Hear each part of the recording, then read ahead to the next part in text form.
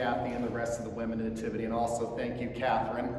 When you're watching this, we wish you were here with us today, and we are praying for you.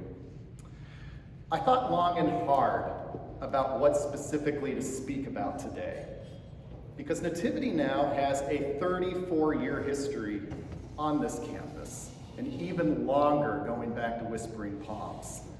It's a long time, no matter how you describe it. It was just yesterday for me when I was in kindergarten here in 1996, and Father Clark would bring baskets of oranges to our classroom to squeeze during recess. And it's little things like that that seem like only yesterday that the bright smile of Maggie O'Neill greeted us at the front desk anytime we wanted to register a new parishioner, set up a baptism, a wedding, or even a funeral. It's just amazing how quick time has flown by. Indeed, it's gotten away from us in many ways, so much so that many of us in this room, myself included, have probably taken it for granted that everyone who comes here implicitly understands, becomes part of our family, that as if just by coming here, maybe they share our memories. Unfortunately, it doesn't work that way in the human life. I want to put it in perspective for you. Father Clark has now been gone from this parish longer than iPhones have been in existence, and he left this parish before anybody had even heard the name Barack Obama. That's an awful long time. It may seem like yesterday, but now, we have children turning 21 in a couple of years in that time frame. It's a long time. As for myself, it's been very difficult to imagine time passing that quickly. But with that passage comes a blessing, because our Nativity family has grown. If our founding area was abundant with riches of faith and gifts and vision, today we are exceedingly rich in love, prayer, and inspiration, because as our family grows, all the experiences of all those people, all that faith comes together, and we become even better than we were before. But also as Catholics, we have the great gift of believing that our family of faith prays together, not only here on earth, but also those who have gone on to heaven, and that they continue praying with us. So in a very real way, those who gave us this beautiful place, not only the ones in this room, but also the ones that have gone on before us and are, many of them, here with us at every Mass in bodily form in our columbarium, every single one of them is still praying with us, watching over us, guiding us, even if we don't viscerally know it. They do it every time we sit in those pews. They do it every time that we drop off our children for school under the gnarly arms of that Japanese oak out front of the school at morning drop-off. All these little things that may seem like insignificant details have a visceral impact. We share in not only our own joy in the resurrection, but in their joy of the resurrection, in Christ's promise of eternal life. Every single time we come here, and especially every single time we bid farewell to one of our family members called home to join them, and it's always too soon. But what is Nativity? What is it that makes us us? Are we special, just like everybody else? Or does something different, something unique abide in this place? And what is it? Today I want us to try to discover, if we can, what that identity is. Over the last 6 or 7 years, I've been compiling slowly by talking to some of the people in this room, actually, and others, lots of men, obviously, who may not feel welcome here, even though they are, as Kathy has abundantly instructed. And I've collected their stories because I someday hope to publish a compendium of our collective memory. I started doing this when I was in law school. It's been a long project, and it's been short-circuited at times by things like life, by work, and also by projects here, other things that took a more pressing need in the immediate time. But I'm still collecting those stories, and as I've collected those stories, I have been moved, I have been inspired, but I have also been, more often than you'd think, also frustrated and saddened, because this is a human story as much as it's a story of faith, and as you all know, the journey of faith has all the attendant twists and turns of pilgrimage, and it doesn't travel in a straight line. If it was a straight line, life would be so much easier. Original sin probably wouldn't be a thing. Unfortunately, it is, but fortunately for us, we have this family. We have this place. We have each other to help us on the way. I'm not here to tell you what to think about our art, our architecture, our music, our traditions. I'm not here to change your mind if you're one of those who might be left perplexed or even left cold by the contemporary architecture or the somewhat subversive reimaginings of religious art and some of our elements we have scattered across the campus, or even our penchant for exploring the deepest recesses of the musical repertoire of sacred music, unearthing things that haven't been heard since Bach's time. Rather, I'm here to share stories, statements of vision and memories, stories that some of you here may have heard before, concepts that many of you may be hearing for the first time. Whether we know them or not, all of these concepts, all of these stories continue to profoundly influence us every single time we gather here in this place away. And to know this place, you must first get to know this man, Father Dennis Clark. Members of our parish family who knew him describe him in many ways. And this is a list in no particular order from people I've asked to describe him. Wise, big-hearted, humble, powerful, far-sighted, stubborn, musician, visionary, professorial, innocent, selfless, loyal, connoisseur, educator, self-absorbed, artist, historian, liturgist, architect, exacting, reverent, moody, precise, but above all, the most frequent one, intelligent and fatherly. For me, he was and simply is my best friend. It was probably foreordained 26 years ago that I'd be speaking to you today about this church and about Father Clark. Because when I met him as a young boy, shy, clinging to my father's leg when touring the yet-to-open Nativity school, when I first met Father Clark, I sensed something a little different about him. I didn't like going to church previously at St. James or St. John's.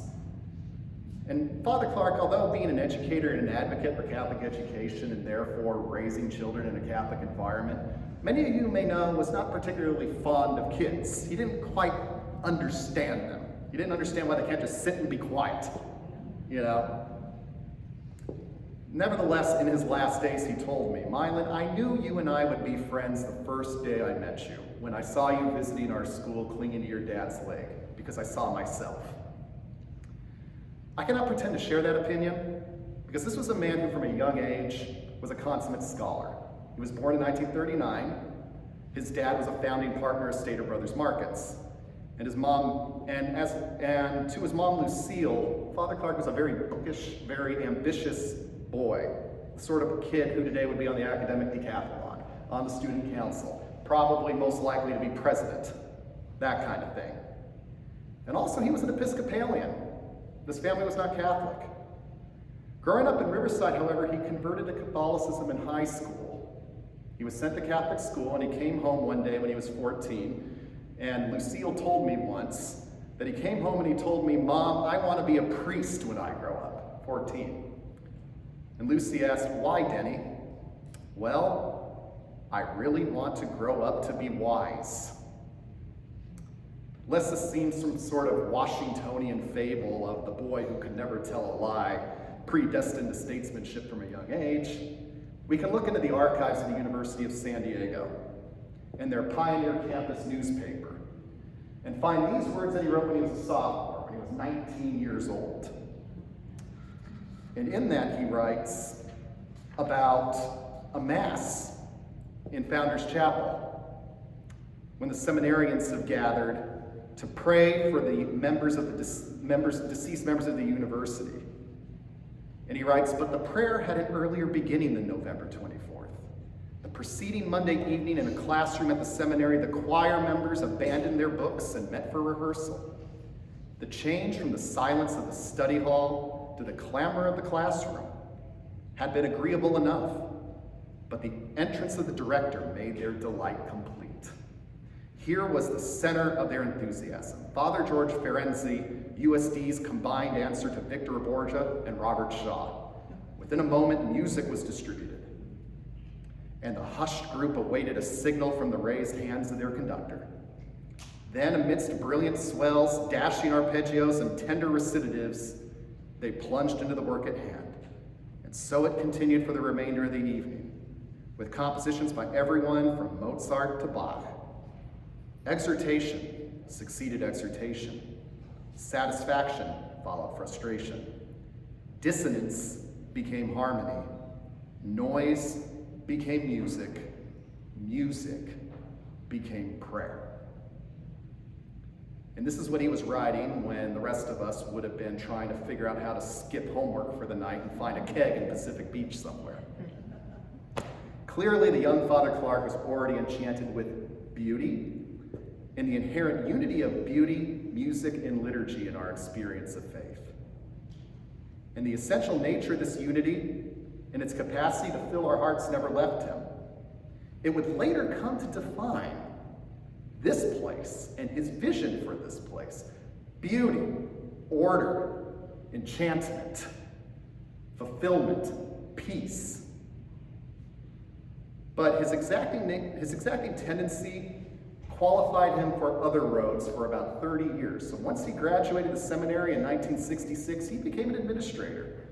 For the next 20 years, he was shuffled from place to place up and down California. He ran multiple diocesan school districts in Santa Rosa, in Los Angeles, and San Diego. He sat on boards of the California Board of Education. He published numerous books and curricula that were used both in public and Catholic schools. He was an educator par excellence, and during this time he got a PhD from the Catholic University of America in history. He was becoming that rarefied sort of priest who ends up with a cardinalate that you don't really know where he come from. You'll never really see him out and about because he'll be deep in the Vatican somewhere writing rules and regulations and influencing us in quiet ways. He was being groomed to be a member of the Holy See fundamentally, not a pastor. However, all that changed. Bishop Maher, who many of us only really know as the name of a building at USD, had the vision of building 5 new churches in growing North County, San Diego. And one of those wasn't going to be an expansion of an existing church. It was to be a new church, and it was to be here in Rancho Santa Fe. So in July 1985, Father Clark was summoned to Bishop Maher's office, and he was not told why. And Bishop Maher told him, "Dennis, you and I are going to build a church together." And Father Clark said, "Okay." And at first he took it as he did any assignment that Bishop Maher gave him. "You'll do this and you'll accomplish it." But as he was walking away, he recalled that a sudden wave of apprehension and almost debilitating fear overwhelmed him, because suddenly he realized, I'm not just building buildings, I'm building a parish. I'm going to have to face these people every week and talk to them. I have to be there with them at the good times, the bad times, and as selfless as Father Clark was, he was an introvert at heart. That's an awful lot to deal with. And he asked himself, what would I do? But the initial apprehension passed in the coming days, because as he's told me, I eventually realized that this was not a burden. This was a gift. These people that he would face would become his family. And it led to the best years of his life.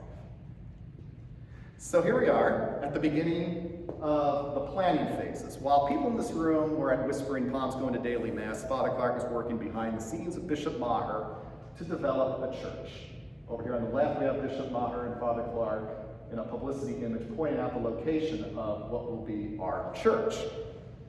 He did not share his vision of the church and what it would become for the first couple years of Whispering Palms. Instead, he was interviewing architects.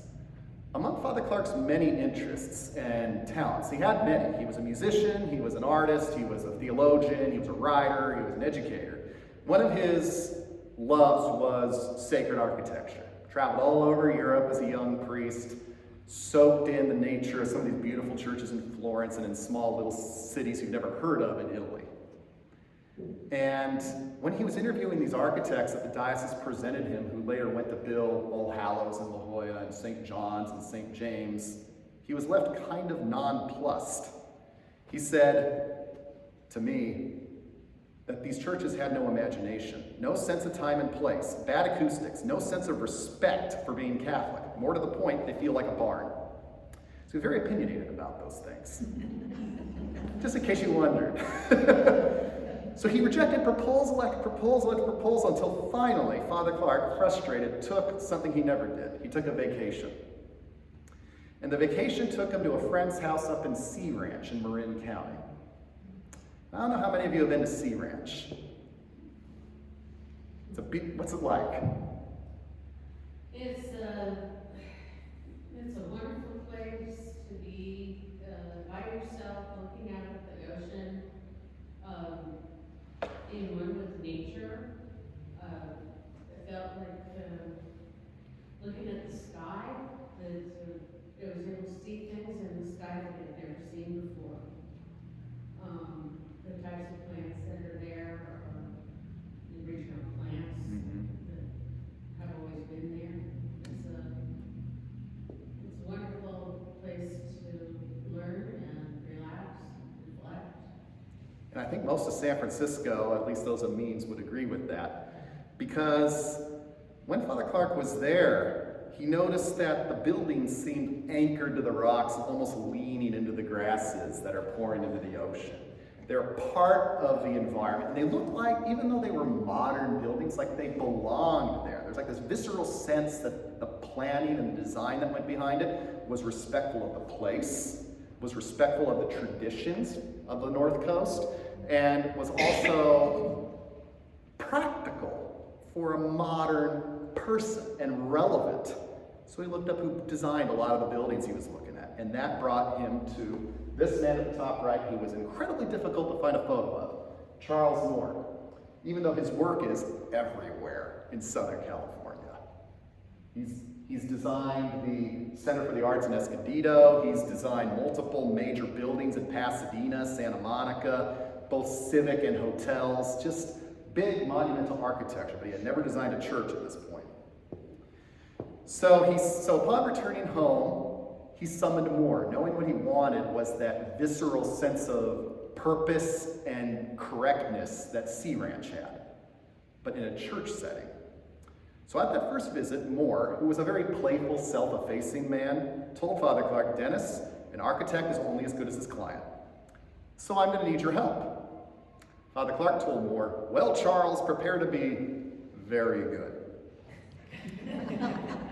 So, at that meeting, he already knew what he wanted. He asked Moore to draw inspiration from two specific things. Missions, which makes sense. San Diego, unlike the East Coast, has few examples of vernacular architecture, but we do have some. And what we do have is profoundly interesting and enduring: the missions. And Father Clark asked Moore to consider this as a touchstone. Think of a mission and its walled quadrangle.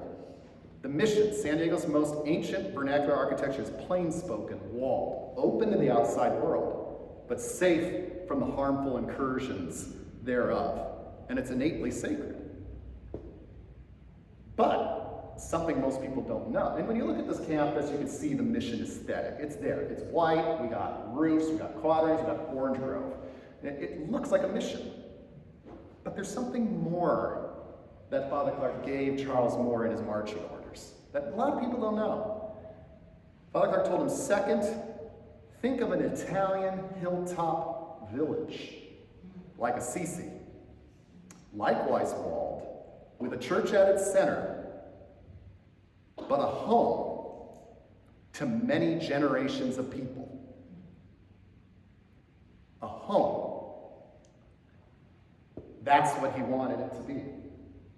And that lined up with Moore's design philosophy. Charles Moore was one of the last architects of the 20th century to truly have kind of his own independent philosophy of design. We all know Frank Lloyd Wright, full of himself, thought he was God's answer to architecture. Charles Moore drew inspiration from a figure that is not that well known outside of San Diego, but here he's revered. That's Irving Gill. That's this gentleman on the left, who designed many homes in La Jolla, Mission Hills, and a lot of great public buildings in Balboa Park. He took the Mission vernacular architecture and modernized it. So, like a Mission, this home has, as you can see, the equilateral arches, windows, courtyards, all that stuff, but it's updated to a modern aesthetic. Moore gravitated to Gill because one of Moore's cardinal touchstone values in his architecture that is not quite understood by a lot of architects today, in my opinion, is that architecture is all about inhabitation. Inhabited. Someone's there. The human act of being somewhere where we are protected, even engaged, in a space ennobled by our presence. Now, interestingly, Moore drew that inspiration of all things from Disneyland. But he took that, because what is it? People are obsessed with Disneyland, you know that. You know, it's a San Diego, California thing. But what is it about it that people like? You know, people say magic, dreams, memories. Moore thought it was just simply when you're there, it feels alive and like it gives you a warm hug, and that it's ennobling you for being there. Your simple everyday life has been enriched by being there. So let's take that concept and apply it to everything. Let's apply it to the home that he designs for you. Let's apply it to the office building that he builds for you to work in. Let's apply it to the church that you come to worship in. And he did. This was the first church that Charles Moore designed. And in his unique wet style, he created this. This is the original model of our church campus that was shown in 1987 to the members of the community at Whispering Palms. I wish it still existed. Here you can see that Moore followed his marching orders to the letter. Some things are missing here, but we have the Mission Campanile, the big tower. We have the quadrangle. We don't have an orange grove yet. But you see the Plato-esque walls, a complex consisting of multiple gathering places, classrooms, or residence. This is a place built to be inhabited. He had succeeded in creating what the vision was, which is to create a place away. When Father Clark became pastor of Nativity, and he finally settled down and realized it was a gift, he sat and he thought long and hard about what we need as a community. What does this community of people skilled in business, who are busy, who have heavy social calendars, who have a lot going on, what is the need here more than in other places? He thought long and hard about it, and he decided what I need to create for these people is a place away, a place where they could come pray and reorient themselves in a quiet, peaceful, neutral environment. And that's what he did. These walls, this mission complex was not selected by accident just because it was in Southern California. It was selected because it creates peace and comfort. But unlike a fortress, every wall facing the courtyard is glass. It's not a prison. It's filled with welcoming spaces and hope, but you are safe from the outside world, but you are open to it. Because what is the Christian duty but to go out and evangelize to the outside world? You can't wall yourself off, but you can come and reorient yourself and discover what truly matters. So that conviction was solidified and adopted by the Young Nativity community in 1988 when they gathered here on this site and had their first mass in the silty clay soil here that just cleared of all the underbrush. And before the mass, Father Clark leading them along with, blanking on the name, I'm sorry about that, one of his friends from seminary, led the Nativity community to the four corners of where the church building would be. And as they walked, they prayed this prayer: "May all who come here know your presence and sing your praise. May the sorrowing be gladdened and the wounded be healed. May the weak be strengthened and the lost be found. May enemies be reconciled, and may friends take joy always in your company. May our building up and our sharing of this holy place on earth bring us together to our eternal dwelling in heaven. From there, we were off to the races. Board by board, nail by nail, the church began to rise from this flat floodplain. And it did so quickly. 13 months after the first bulldozer arrived, our parish was dedicated by Bishop Maher. But here you can see that this room that we're in now was the big wood shop, where everything that was, all the wood elements, like the big cross on the wall over here, and the big teak doors were made on site. And the big ceiling canopies were all fashioned in here and then wheeled out there as well. Because this place was in the middle of nowhere back in 1989. But finally, 13 months later, and it was a rush, even this happened only a couple days before putting the cross on top of the campanile. They had to call in a helicopter. That's Peter Madsen, the architect and carpenter responsible for a lot of the work here. But on that day, 13 months later, Leo Maher came to bless this place, and the San Diego Master Chorale was brought in under the direction of a newly installed music director by the name of Paul Batchelor. And they filled the sanctuary with the congregation, and everyone together sang a stirring setting of Psalm 110.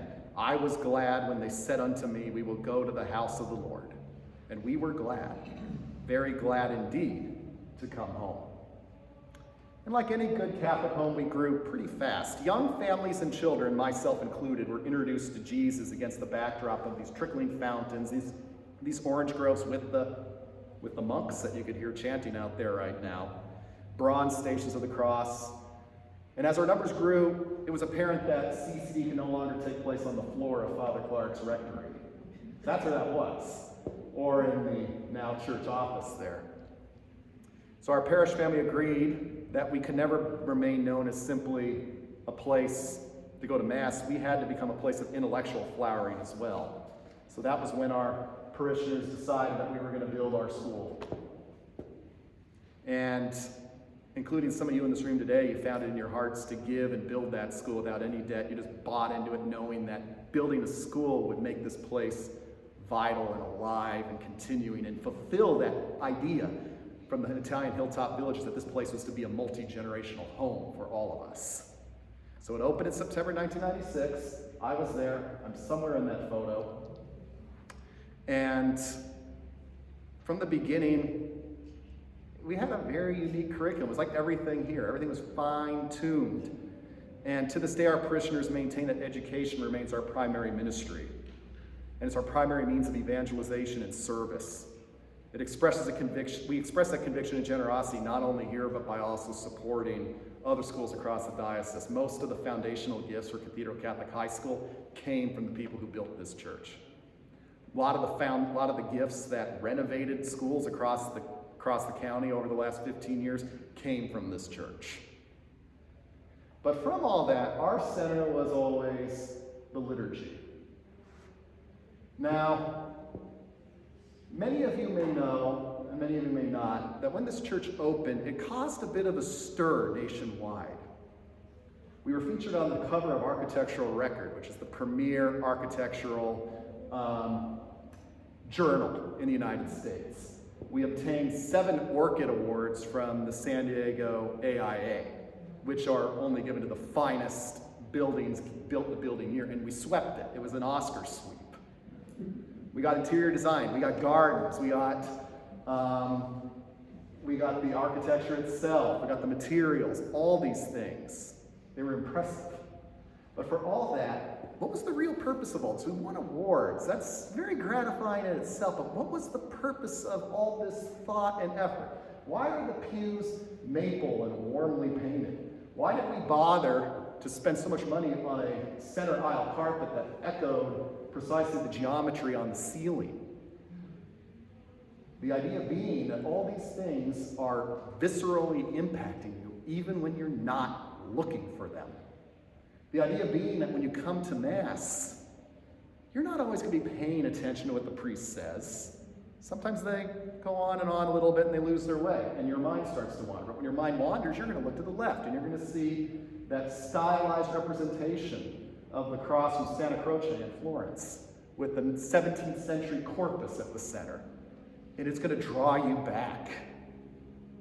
Or even Kathy Valio, who many of you may know, who was here for many years. The last weekend she was here, she told me, Milan, I just noticed something. I'm like, what? She's like, there's a cross in the ceiling. Her mind was wandering, and she looked up, and she saw for the first time in 30 years that there's a cross in the ceiling, in a church that's not cruciform in shape. All these things are part of Moore's playfulness. Yes, part of the design team, including Renzo Zucchetto, his associate, who, as an associate attorney, associates do all the work. But more to the point, it's because Father Clark was living on this campus and changing things as he went along. Lots of things that we take for granted today weren't on the original plan. And I have stories. I could go on for hours about all sorts of pieces of art and architecture in this place, but I'm only going to touch upon a few, because truly at the center of everything is the liturgy. This church was built to be large in size, but intimate in experience. It's built on a cathedral scale, but smaller in footprint, in order to encourage you to find your inner peace. And we all are inclined to find ourselves in a hushed state when we enter, particularly when we go in there alone. There's something about its energy and its geometry that encourages you to humble yourself. Because if you don't humble yourself and ask yourself and examine your conscience whether you are truly worthy, are you really in the right frame of mind to accept the sacrament? And that frame of mind is what guided everything. That's why our music program under Paul Batcher was so rich and beautiful, yet not ostentatious, not center stage. That's why the choir is off to the side and you don't see them, and yet you hear them. It's why we, and Father Duncanson and Father Purcell maintain this tradition. It's why the Mass was said, although Father Clark was famous for a short Mass, it wasn't fast-paced. Lots of pauses, lots of moments of silence. Let us pray. Pause, pause, pause. Or the moment of silence after the 5-minute homily. Let it sink in. Or the moment of silence after communion. All these things because this place away inspires that peace and informs the liturgy in a very, very visceral way. Now it worked. Over the years, we had some interesting people come to visit us. This is something I pulled out of the archive last night because I didn't realize we had it, was when Gerald and Betty Ford came for a visit. And fun fact, this was the day Bishop Robert Brom came to give his first Mass at Nativity. But Gerald Ford crashed the party. And suddenly we didn't care about Brom. But it's been a mecca for people who are interested in sacred architecture and art. Because just like the building itself kind of breaks expectations, it only made sense that our art would do the same. So our parish family never stopped enhancing the church in concert with the understanding that we need to make things relevant for the present day. So, for instance, one of the highlights of the Christmas season is when our Santo-esque nativity scene comes out. And that was purchased by Maggie O'Neill there on the left. And she specifically remembered walking into a gentleman's studio in Taos, New Mexico. Of course, it's Taos. And she sees these Santo-esque figures, but they're not religious. She's like, oh, these are colorful, these are cute. This would be perfect for a nativity scene. So she engaged this guy, Luis Tapia, who is now moderately famous in the New Mexico art scene. Wasn't at the time. And one of his claims to fame is he's now made 14 sets like this for churches. Ours was the first. Another one, similarly, that's out of order. Similarly, the Stations of the Cross were a gift of the Schumann family. They're in their private jet. The Schumanns, both of them have now since passed away, unfortunately. They were art aficionados, and they traveled the world looking for art pieces for our church. That's how we got the Joseph statue in the sanctuary. As part of their efforts, they were looking for Stations of the Cross, and they went all over Italy looking for something, anything, looking for an artist who could do something that spoke to them. They couldn't find anything. They're sending Father Clark packets of photos, and like, no, this isn't going to work. Meanwhile, the Schumanns also raised thoroughbreds for racing at Santa Anita and Del Mar. And they had engaged this gentleman on the far right, Max DeMoss, to make them a bronze horse the size of this piano. You know, the ultra-wealthy IBM fortune, they do that sort of thing. But when Mr. Schumann went to pick up his horse at Max's studio, he saw in the center of his studio this giant diorama about the size of one of these tables. And the name of the sculpture was Saints and Martyrs, Men and Beasts. I wish I had a photo of it. It was so dimly lit in there, all my photos didn't come out. But what it was a diorama of the crucifixion of Christ.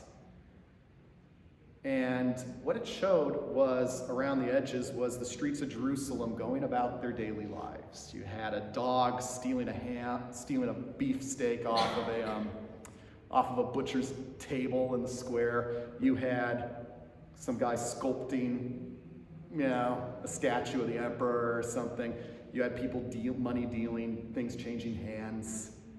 And at the center of it all was this hill, Golgotha, and you had Jesus crucified with the two thieves beside him. And you had a soldier coming in with a spear, stabbing Jesus in the side. You got Mary crumpled up at the bottom, wailing. Everybody's looking up at the cross that's on the hill. Everybody except one. And that is the horse that the soldier's riding in on. The horse's head is craned back at an unnatural angle because the horse can't bear to watch the brutality of man. So Max saw this. So Mr. Schumann saw this thing, and he calls Father Clark, "Dennis, I think I found our guy." So Father Clark goes out to his studio out in Banner and gives him the assignment, Stations of the Cross. Max was actually an atheist at this time. He had never been to church.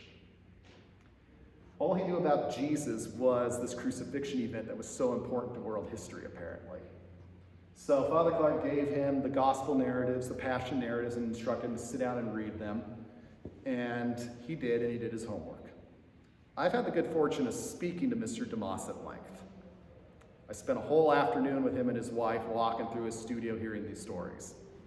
And what he told me is, Milan, you have to understand, this sounds ridiculous, but when I do art, when I'm considering my subject, I ensconce myself in it so completely that I kind of almost time travel. So I see everything. I smell the smells. I feel the wind. I taste the dirt.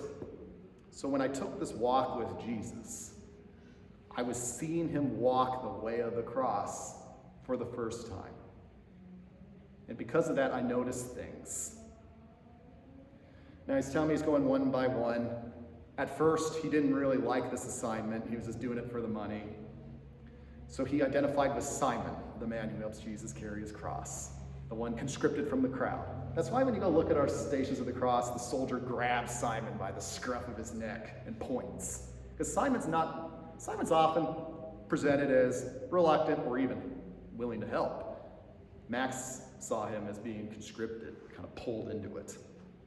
He felt like that at first. But then he reached the 8th station, where Jesus meets the women of Jerusalem. And Jesus tells them, "Weep not for me, but weep for your children." And issues that bleak prophecy. Max, when he was describing this to me, paused and started weeping uncontrollably. Because this was the moment where it all got real. And he called Father Clark that night and told Father Clark, "I'm giving you your money back. I can't go on. This is too hard. This is too scary. I can't do this." Father Clark told me, "Max, you have to go on. because you're seeing this for the first time. You're really seeing it. So many of the people that need this need to see what you're seeing, because to them it's just part of a tradition. Not just, but you know how things get repeated. It kind of just gets rote. But you're seeing it, Max. You need to finish this. Max said, I can't. Father told him, Max, just give it 24 hours and call me then. And he did. He sat back, decided to go on. That weekend he went out and got himself baptized. And then he went on.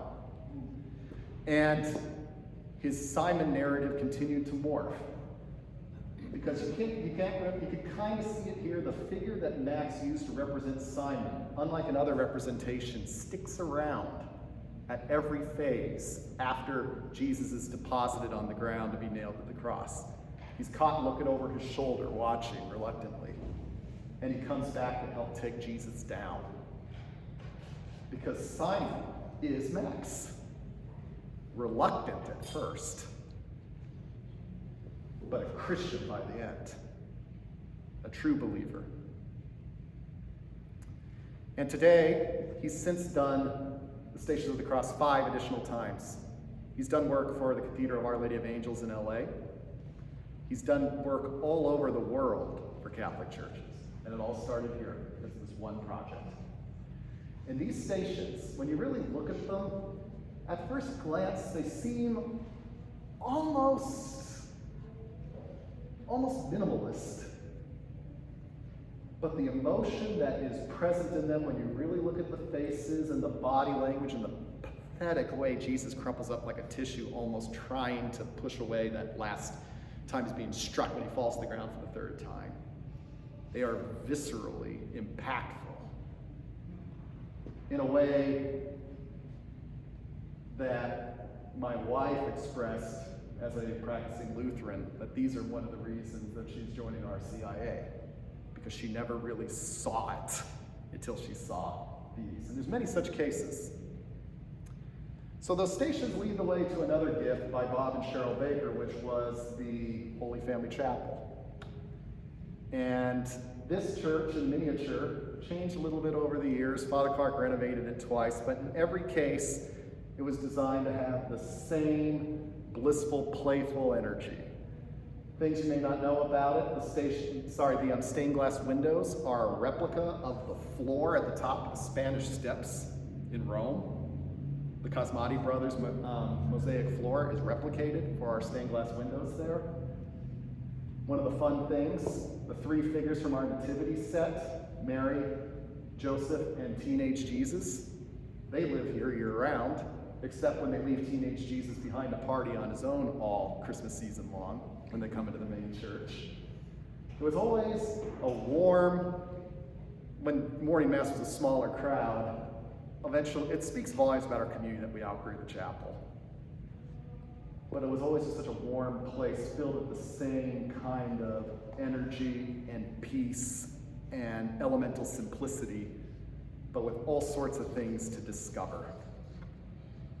So, I know I'm running over, so I'm going to wrap it up fairly quickly here.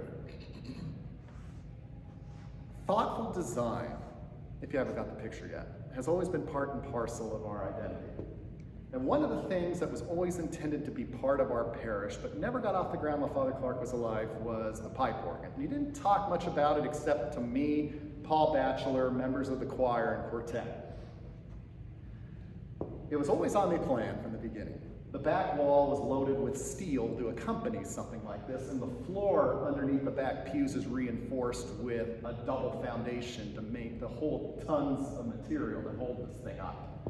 It was always on the plan, but for various reasons, school construction, economic turmoil, it just never happened, and it kind of faded to the background.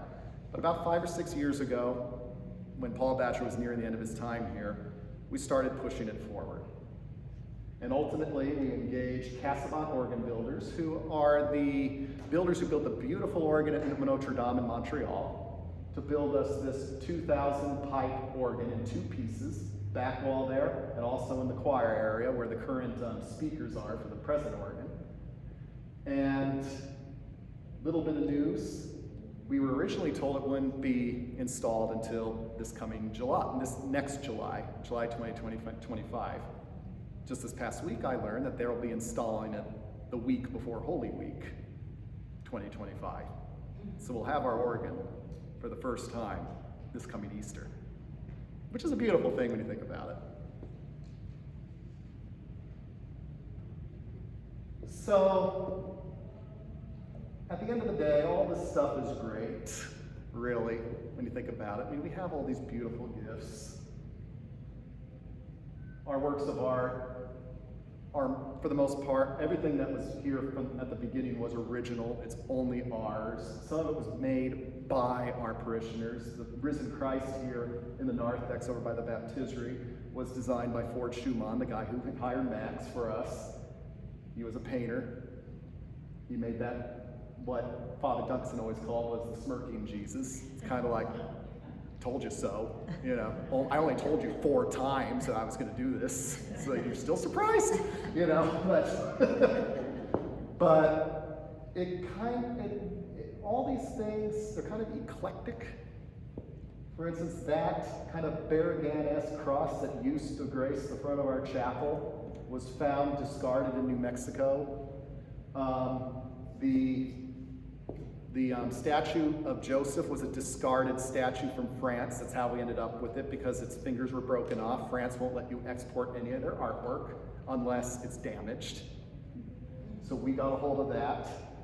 But at the same time, in addition to the old things, we have like that in our monstrance, which also is a French antique from the 15th century. In addition to all those old things, we have a lot of new things.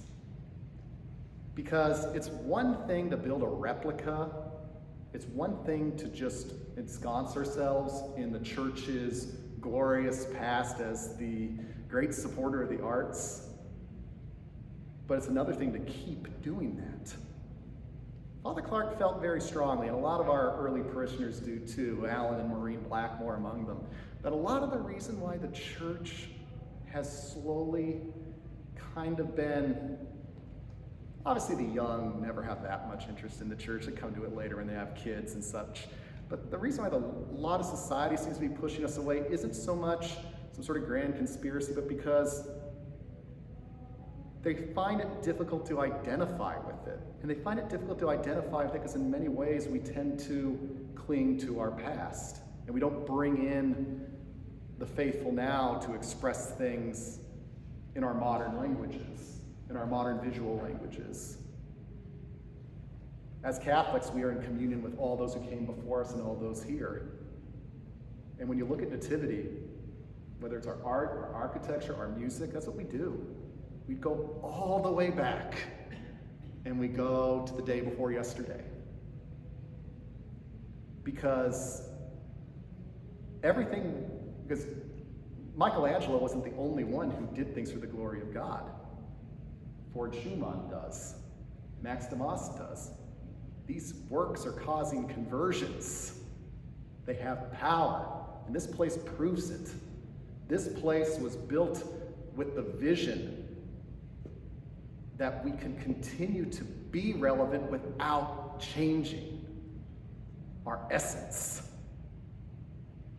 And it can continue to inspire. But at the core of it all is being a family. Because we can have all this wonderful stuff, which we do have. But if we're not a family, it's meaningless. But we've always been a family. We have Maggie here. Baptism at Whispering Palms. We had the McCroskeys, first couple to get married at Nativity in this church.